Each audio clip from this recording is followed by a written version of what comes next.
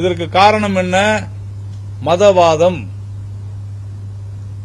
கிறிஸ்துவ கல்லூரி என்று சொன்னால் அதனால் அப்படின்னு ஒரு விளக்கம் கொடுக்கிற அளவிற்கு இன்னைக்கு ஒரு அமைச்சர் இருக்கிறார் என்று சொன்னால் இது என்ன மாதிரியான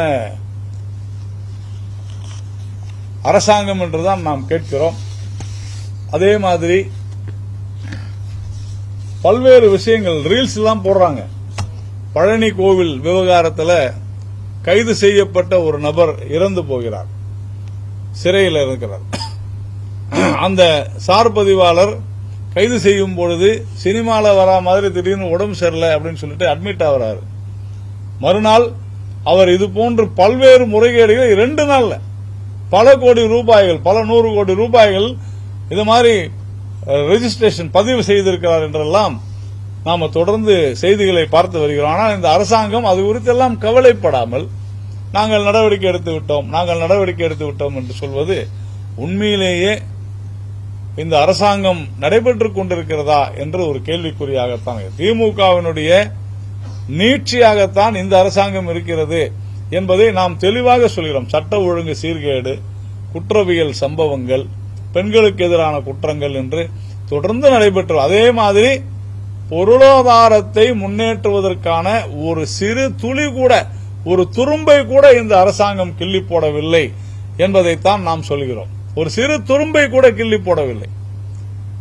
ஏனென்றால் கட்டமைப்புகளை பெருக்குவது, அதன் மூலம் நாட்டில் வேலை வாய்ப்பை பெருக்குவது, அதன் மூலம் தனிமனித வாழ்வாதாரத்தை உயர்த்துவது, இதுதான் பாஜகவின் தாரக மந்திரம். கடந்த 12 வருடங்கள்ல நம்முடைய ஸ்பெண்டிங், அதாவது செலவினங்கள், கட்டமைப்புகளை பெருக்குவதன் மூலமாகத்தான் ஒரு மாநிலமோ நாடோ முன்னேற முடியும் அப்படிங்கிற அந்த ஒரு பொருளாதார அடிப்படை கோட்பாடு அதை முழுக்க மறந்துவிட்டு, நான் அந்த 3 மாசம் தான் ஆயிடுச்சு, அதுக்குள்ள இவங்க ஒரு பெரிய வரலாறு படைக்கணும்னு சொல்ல, அடுத்த 5 வருடத்திற்கான ரோடு மேப், செல்லும் பாதை என்னவென்பதை கடந்த பட்ஜெட் சொல்லவில்லை.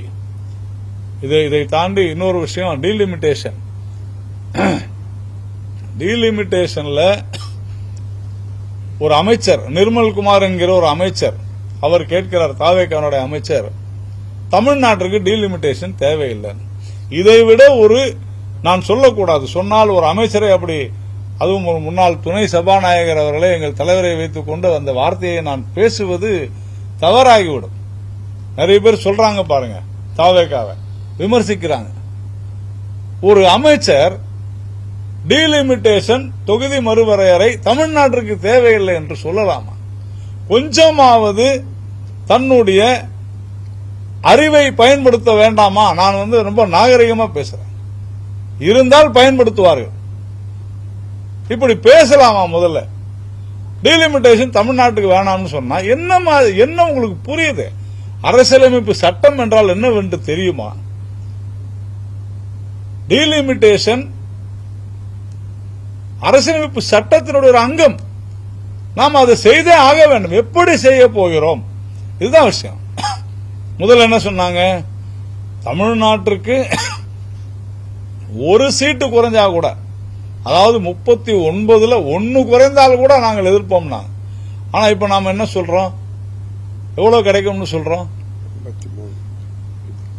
59 வரும்னு சொல்றாங்க. அப்போ 50% முன்னால என்ன இருக்குதோ அதை விட இன்னொரு 50% அதிகமாக தருகிறோம், 59 வரும் அப்படின்னு சொல்றோம்.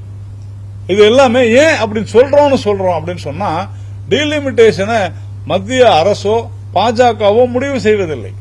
தொகுதி மறுவரையறை என்பது அது டோட்டலா தனிப்பட்ட முறையில் அதற்கென்ற ஒரு டீலிமிட்டேஷன் கமிட்டி அமைக்கப்பட்டு, ஒரு உச்சநீதிமன்ற முன்னாள் நீதிபதி அவருடைய தலைமையில் தனியாக அதற்கென்று தனி அதிகாரத்தோடு ஒரு கமிட்டி அமைக்கப்பட்டு எல்லா மாநிலங்களுடன் கலந்து ஆலோசித்து தான் டீலிமிட்டேஷனை முடிவு பண்ணுவாங்க. 2001 25 வருடங்களுக்கு நாம செஞ்சிருக்கோம். யார் செஞ்சது? பிஜேபி செஞ்சிச்சு. எல்லா பாராளுமன்ற உறுப்பினர்களும் எல்லா கட்சியை சேர்ந்தவரும் நாடு முழுக்க இருக்கிறவர்கள் சேர்ந்து அதை உறுதி செய்திருக்கிறது. அப்ப இது நம்முடைய கடமை. 26ல் டீலிமிட்டேஷன் செய்ய வேண்டும் என்பது நம்முடைய கடமை, ஒவ்வொரு கட்சியினுடைய கடமை. இதுல எப்படி செய்யலான்றது பல்வேறு கருத்துகள் வரலாம், அதுல ஒன்றும் தவறு இல்லை. அதற்குத்தான் கேட்டுக்கொண்டிருந்தார்கள். உறுதி சொல்ல வேண்டும் பிரதமரும் உள்துறை அமைச்சரும் உறுதி செய்து விட்டார்கள். உறுதியாக குறை, இன்னும் சொல்ல போனால் தென்னிந்தியாவிற்கு இப்பொழுது இருப்பதை விட அதிக சதவிகிதம் சீட்டு தொகுதிகள் கிடைக்கும் என்பதை உறுதி செய்திருக்கிறது இந்த அரசாங்கம்.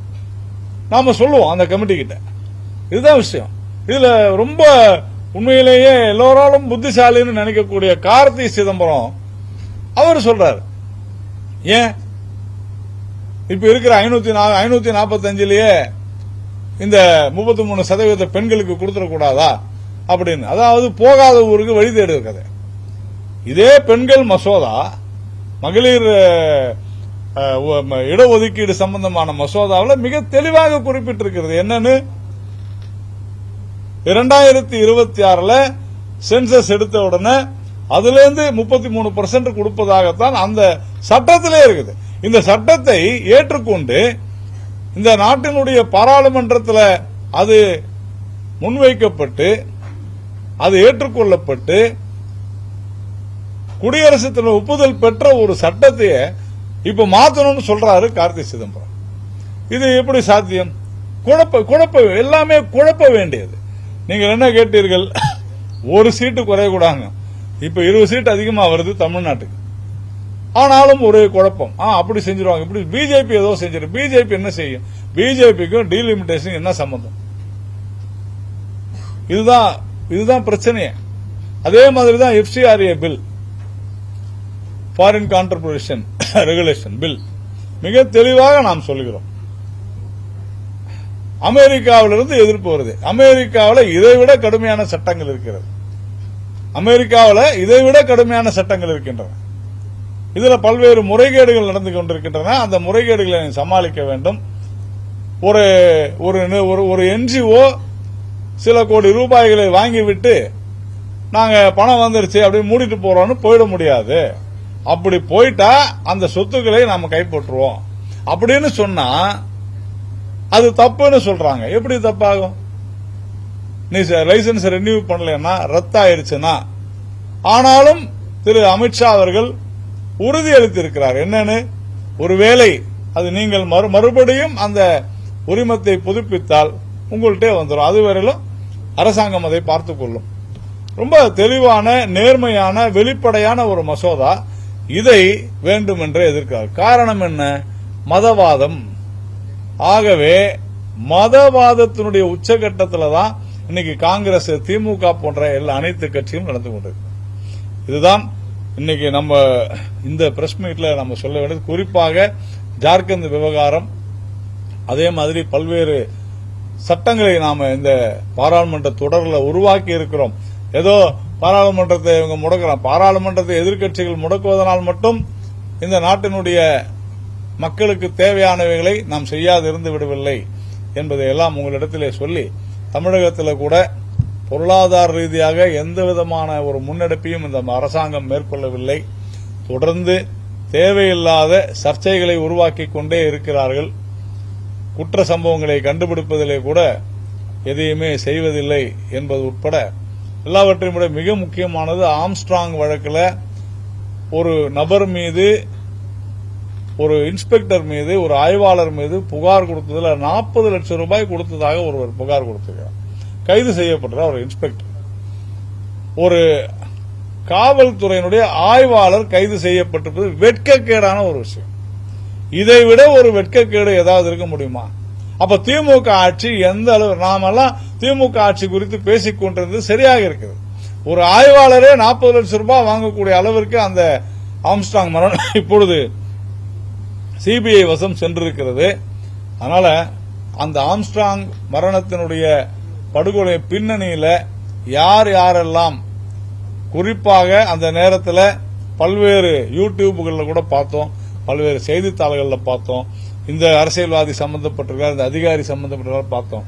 யாரையும் விட்டுவிடாமல் நீதிமன்றத்தின் முன் அனைத்து குற்றவாளிகளும் தண்டிக்கப்பட வேண்டும் என்று பாரதிய ஜனதா கட்சி கேட்டுக்கொள்கிறது.